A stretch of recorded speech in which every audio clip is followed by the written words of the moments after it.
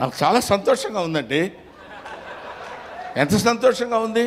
తాత అంటే అసలు మరీ ఈ అమ్మాయి అయితే రావడం తాత అనుకుంటూ వస్తుంది సెట్లోకి. అంత మరీ వినపడేట్టు అరవక్కర్లేదులేమ్మా, తాత అనే క్యారెక్టర్ తెలుసు కదా, దానికి ఎందుకు దాని గురించి అని.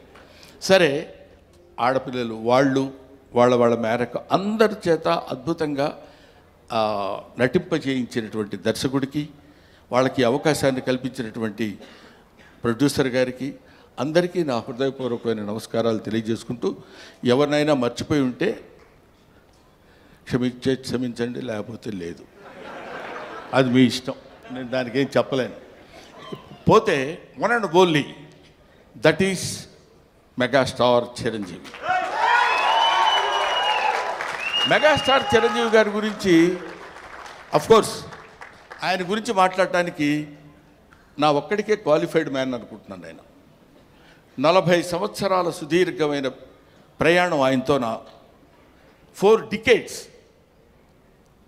ఆయన ఖైదీ సినిమా చూడటం కోసం భీమవరంలో, అప్పుడు అత్తిలి కాలేజీలో లెక్చరర్గా చేసేవాడిని. భీమవరం వచ్చినప్పుడు పని మీద హడావుడిగా వెళ్ళిపోయి ఆ సినిమా చూసి వచ్చి, ఎవడో కుర్రాడు భలే చేస్తున్నాడు రా అసలు ఏదండి అదే చెప్తున్నాను. భీమవరం నేను అత్తిలి అంటే ఒక it's neither village Nar A town కావాలనుకుంటే, కొంచెం సిటీ లాంటి ప్లేస్ కావాలనుకుంటే భీమవరం వెళ్ళేవాళ్ళం. అప్పుడు నా మిస్సెస్ ప్రెగ్నెంట్గా ఉంది. ఏంట్రా ఎక్కడ ఉన్నావా, నేను గబుక్కుని ఎవరినో చూపించినట్టు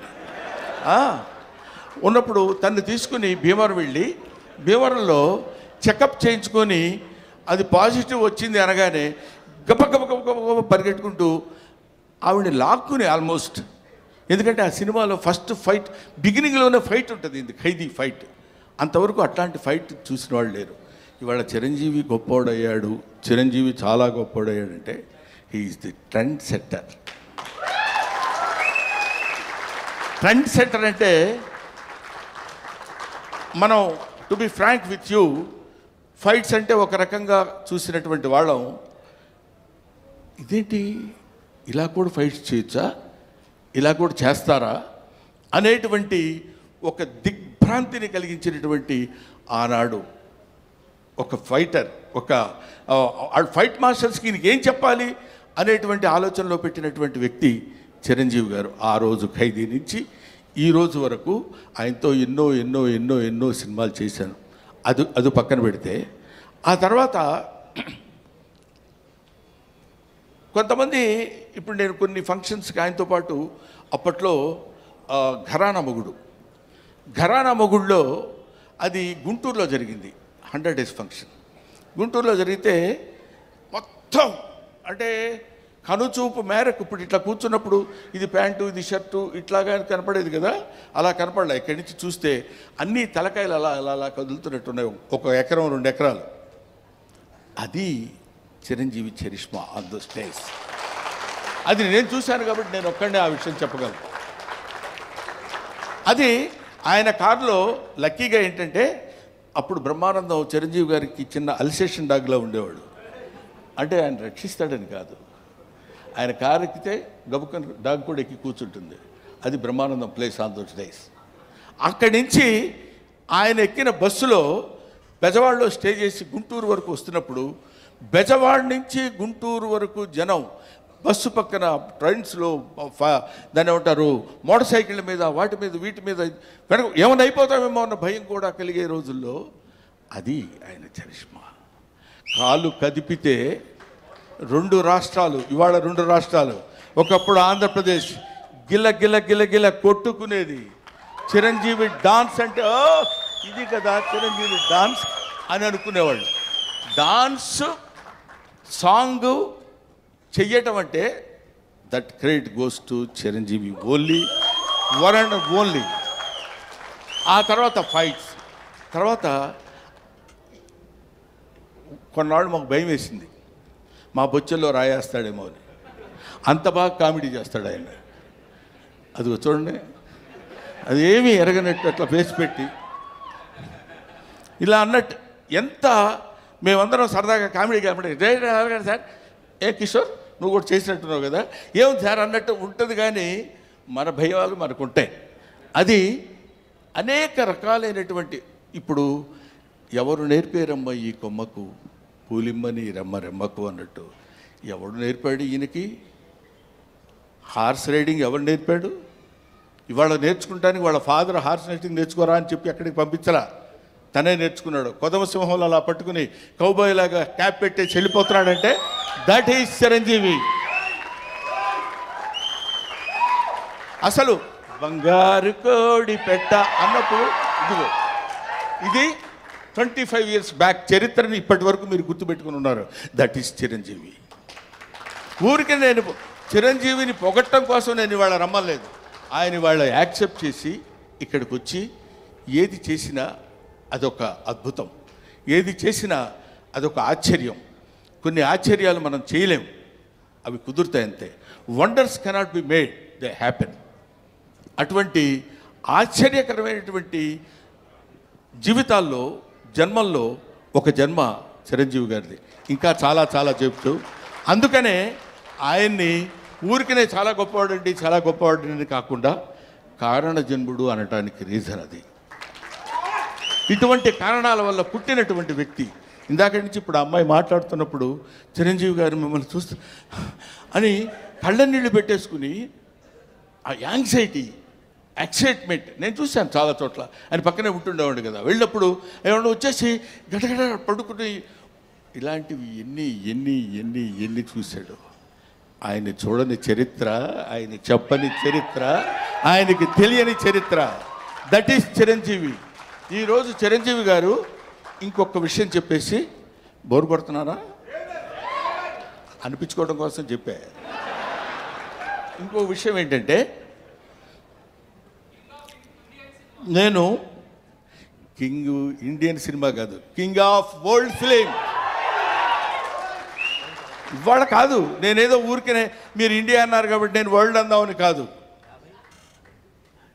ఇలాంటి మూమెంట్స్ కొన్ని లక్షల మూమెంట్స్ చేశాడు. ఊరికే చిరంజీవి గారి గురించి ఇంకా ఎంతో గంటలు చెప్పినా సరిపోదు. ఒక్క విషయం చెప్తున్నా, మొన్న ఈ మధ్య వచ్చినటువంటి Guinness book of world record గురించి. ఒక సాంగ్లో కొన్ని మూమెంట్స్ ఉండాలి. అలాంటి మూమెంట్స్ ఇప్పుడు మీరు ఒకసారి చిన్నపిల్లలే ఉంటే గుర్తుంటుందో లేదు తెలియదు కానండి, రగులుతుంది మొగలి పొద, ఆ పాటలో బా ఏంటిది బాడీయా లేకపోతే ఏదన్నా ఒక రబ్బర్ ఇదే అనేటువంటి స్థితిలో ఆ సాంగులో ఉన్న మూమెంట్స్ మాత్రమే మనం చూసి కౌంట్ చేసుకోగలిగాం. ఒక్కొక్క మూమెంట్ ఓకే చేయడానికి ఆ కొరియోగ్రాఫర్ ఎన్ని టేక్స్ చేస్తుంటాడో ఆలోచించండి. హీరోయిన్ తప్పు చేసినా చేయాలి, ఆయన తప్పు చేసినా చేయాలి, పొరపాటు జరిగితే చేయాలి. అలాంటిది ఒక్కొక్క పాటలో కొన్ని 500 సార్లు 1000 సార్లు రిహార్సల్ చేసి ఉంటాడు ఆయన. అలాంటి పాటలు ఎన్ని సినిమాల్లో చేసి పాట, డాన్స్, కొరియోగ్రఫీ అంటే చిరంజీవి. కొత్త వాళ్ళు ఎవడన్నా వచ్చాడంటే ప్రభుదేవాకి ఆ రోజుల్లో చెప్పి దా నువ్వు చెప్పు చెయ్యి ఏం చేస్తావని జగదేక వీరుడు అతిలోక సుందరిలో చేస్తుంటే అది ఈయనకి ఏం చెప్పాలి ఎలా చెప్పాలి అనే లారెన్స్ మాస్టర్ దగ్గర నుంచి తిప్పలు పడ్డాయి నాకు తెలుసు. అటువంటి చిరంజీవి గారి గురించి ఇంకా చాలా చాలా చెప్పచ్చు. ఇప్పుడు ఎంత ఎదిగినా అంత ఒదిగి ఉండేటువంటి మనస్తత్వం కలిగిన వాడు చిరంజీవి అంటానికి నా బిడ్డ విషయంలో జరిగిన చిన్న సంఘటన చెప్తాను. ఇంతటితోటి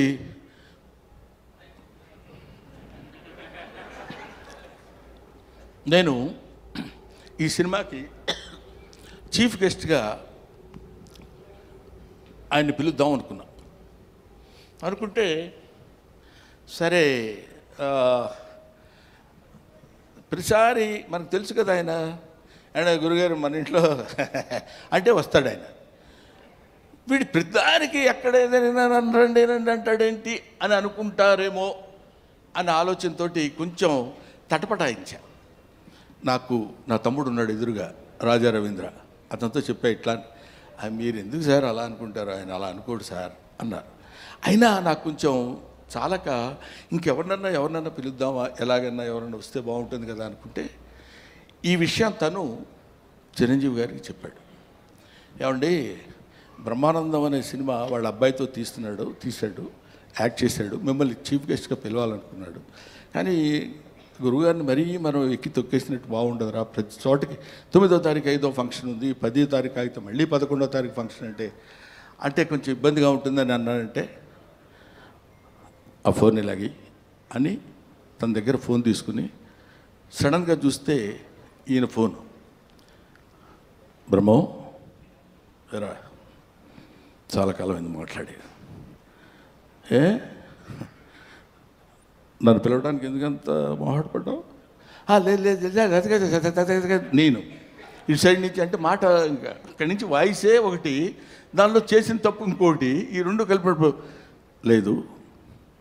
గౌతమ్ నీకు బిడ్డ, నాకు బిడ్డ లాంటి వాడేరా, నువ్వేమి ఆలోచించొద్దు, నువ్వు ఎక్కడో టైము రాజా రవీందర్కి చెప్పు, నేను వస్తున్నాను, you just note it down, that is Chiranjeevi. ఆ చిరంజీవి అంతెత్తు ఒక విశ్వనట వ్యాప్తంగా వచ్చినటువంటి, విశ్వమంతా విహరించినటువంటి ఒక అద్భుతమైన వృక్షం కింద మనకి కల్పవృక్షం కింద కనపడ్డా. కల్పవృక్షం అనే పదం ఎందుకు వాడాను? పిచ్చి పిచ్చిగా ఆయన పొగట్టం కోసం మాట్లాడే మాట కాదు. ఎంతమంది వెళ్ళి చేయి జాబడిగితే ఉత్త చేతులతో పంపించిన వాడు కాదు చిరంజీవి, అది తెలుసు. అవన్నీ పక్కన పెడితే ఎవడు బాధ అంటే ఆయన పాపం బోడా శంకరుడు అని నేనంటే ఒకసారి తిట్టాడు, నన్ను మామూలుగా తిట్టలేదు, ఏం బోడా అంటే అన్నారు.